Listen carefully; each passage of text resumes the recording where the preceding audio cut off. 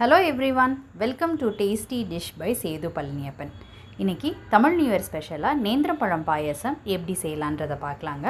இந்த ரெசிபி செய்கிறதுக்கு நேந்திரப்பழம் 2 பழம் எடுத்துருக்குறேங்க. இது நல்ல கனிஞ்ச பழமாக இருக்கணும், அப்போ தான் பாயசம் ரொம்ப சூப்பராக இருக்கும். இந்த பாயசம் பண்ணுறதுக்கு எடுத்து வச்சுருக்கிற 2 பனானாவை ஸ்டீம் பண்ணி எடுத்துக்கலாங்க.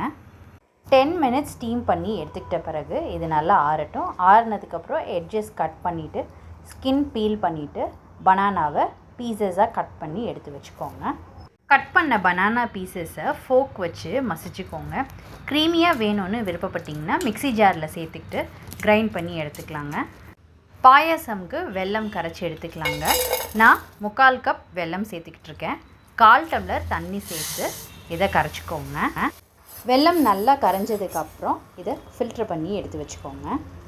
இப்போ ஒரு கடாய் ஹீட் பண்ணியிருக்கிறேங்க. இதில் 1 ஸ்பூன் நெய் சேர்த்துருக்குறேன்.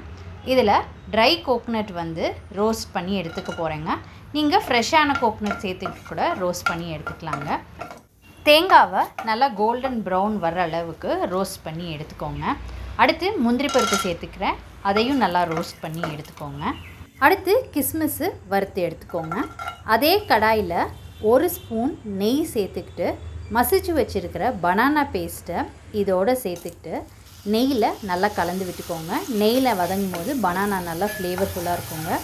இது நல்லா சுருண்டு வர அளவுக்கு குக் பண்ணி எடுத்துக்கோங்க. இப்போ இந்த ஸ்டேஜில் வெல்லம் கரைச்சி வச்சுருக்கிறத இதோடு சேர்த்துக்கிட்டு நல்லா கலந்து விட்டுக்கோங்க. நல்லா கலந்து விட்டுக்கிட்ட பிறகு இதில் தேங்காய் பால் சேர்த்துக்கிறேங்க. 2வது தேங்காய் பால் தான் சேர்த்துக்கிறேன். இதை நல்லா மிக்ஸ் பண்ணி விட்டுக்கோங்க. தேங்காய் பால் சேர்த்ததுக்கப்புறம் ஒரு 5 நிமிஷம் கொதிக்கட்டுங்க. மீடியம் ஃப்ளேமில் வச்சுக்கோங்க ஸ்டவ்வை.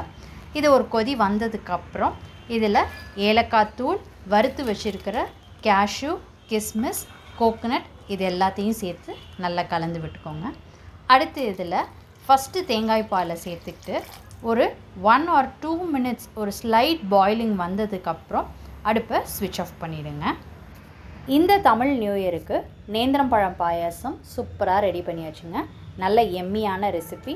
நீங்கள் ட்ரை பண்ணி பாருங்கள். ட்ரை பண்ணிவிட்டு உங்களோட கமெண்ட்ஸை சொல்லுங்கள். உங்களுக்கு இந்த ரெசிபி பிடிச்சிருந்துச்சுன்னா லைக் அண்ட் ஷேர் பண்ணுங்கள் உங்கள் ஃபேமிலி அண்ட் ஃப்ரெண்ட்ஸ்க்கு. Tasty dish by Sethu Palaniappan சேனலை சப்ஸ்கிரைப் பண்ணுங்கள். நோட்டிஃபிகேஷன் பெல்லை கிளிக் பண்ணுங்கள் for more videos. Thanks for வாட்சிங்.